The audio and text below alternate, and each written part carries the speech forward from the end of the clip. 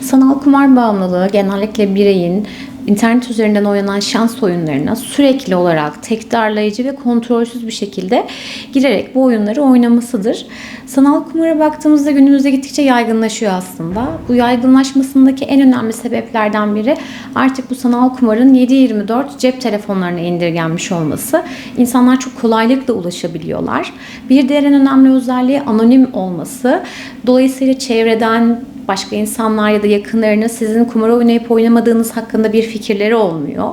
Bir diğer sebep algoritma. Aslında telefon sürekli olarak size bunlarla ilgili bildirimler göndererek, şans oyunları ile ilgili mesajlar göndererek sizi bir yerde oyunlara çekmeye çalışıyor.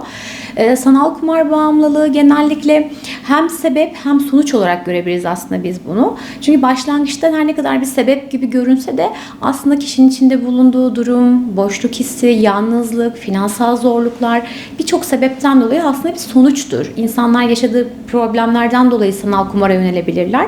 Ama aynı zamanda bu zamanla bir sebep de haline gelir. Çünkü insanlar kumar oynadıkça artık finansal olarak çok zorluklar yaşamaya başlarlar. Aileleriyle çok sıkıntı yaşamaya başlarlar. Ailelerini kaybetmeye, işlerini kaybetmeye kadar gidebilir bu. Dolayısıyla başlangıçta sonuç gibi görünür ama sebep haline de gelir. Kontrolsüz kullandıkça, kontrolsüz girdikçe böyle bir döngü oluşur aslında sanal kumarda. Yani başlangıçta kişi duygusal yaşadığı sıkıntılardan, depresyondan ya da başka problemlerden dolayı kumara yönelebiliyor.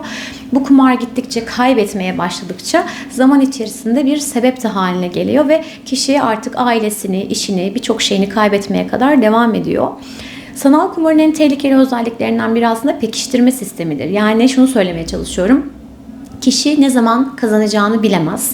Dolayısıyla bu da kişide sürekli olarak o beyindeki ödül mekanizmasını tetikleyerek kişide kazanma ihtimali bile ödül olarak görünüyor ve kişi sürekli olarak kazanmak için giderek daha fazla kumar oynamaya başlıyor.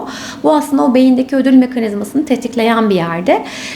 Ödülün ne zaman geleceği de belli olmadığı için, yani ne zaman kazanıp ne zaman kazanamayacağı belli olmadığı için sürekli kişide bir kazanma inancı gelişmeye başlıyor maalesef. Dolayısıyla sanal kumar kişinin dediğim gibi bir sonuç olarak başlayıp sebep haline gelebilen, hayatındaki birçok alana zarar verebilen, ilişkileri kaybetmesine neden olabilen son derece tehlikeli bir bağımlılık türüdür aslında. Genellikle erkekler, günümüzde gittikçe kadınlar da aslında risk altında bu noktada. Çünkü çok ulaşılabilirliği çok kolay maalesef.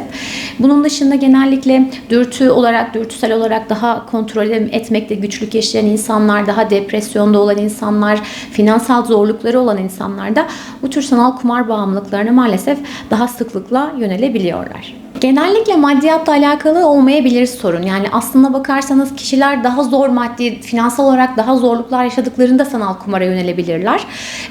Ama bu daha çok kişinin dürtü kontrolüyle ilgili bir şeydir. Kişi sürekli olarak kumar oynama isteği içerisinde olur. Demin de söylediğim gibi ödülün ne zaman geleceğini bilmediği için belki bir defa kazansa bile bir sonrakinde tekrar kazanma ihtimali o beyindeki ödül mekanizmasını harekete geçiriyor ve kişi bu sefer tekrarlayacak şekilde kontrolsüzce ve sürekli olarak oyun oynamaya başlıyor. Bunun dışında yine böyle sürekli olarak gelen mesajlar, bildirimler bunlar kişiyi de rahat bırakmıyor aslında.